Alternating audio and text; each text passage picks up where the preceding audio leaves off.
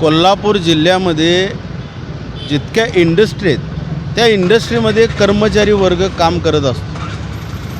कोण extra duty करतो, कोण एक्स्ट्रा ड्युटी करत नाही. समजा आज सोमवार आहे, सोमवारच्या दिवशी एखाद्या कर्मचाऱ्याचा काम करताना मृत्यू झाला सुट्टीवर असतानाही, तर त्याला जबाबदार कोण?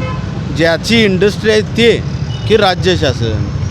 याचं उत्तर काही मिळत नाही. गेल्या काही महिन्यामध्ये 4 ते 5 कर्मचारी एक्सपायर झाले. त्यांचं रहस्य अजून उलगडलेलं नाही.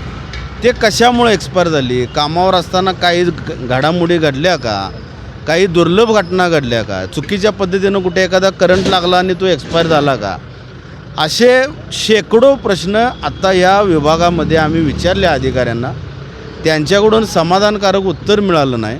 त्यांना आम्ही विनंती केली, ज्या इंडस्ट्रीमध्ये ज्या ठिकाणी मृत्यू झाले कर्मचाऱ्यांचे तिथं CCTV फुटेज आहेत का? फुटेज नसतील तर तुम्ही त्यांच्यावर गुन्हा दाखल का करत नाही? गुन्हा दाखल करताना अशा पद्धतीची जर ट्रीटमेंट कोण देत असतील इंडस्ट्रियलिस्ट पैशाच्या जोरावर, तर तुम्ही ज्या ठिकाणी मृत्यू झाला त्या मालकाला मृत्यूस कारणीभूत म्हणून जबाबदार धरून त्यांच्यावर गुन्हा दाखल का करत नाही? असे शेकडो प्रश्न आम्ही त्यांना विचारण्यात आले. आम्हाला अजून तरी समाधानकारक उत्तर मिळत नाही.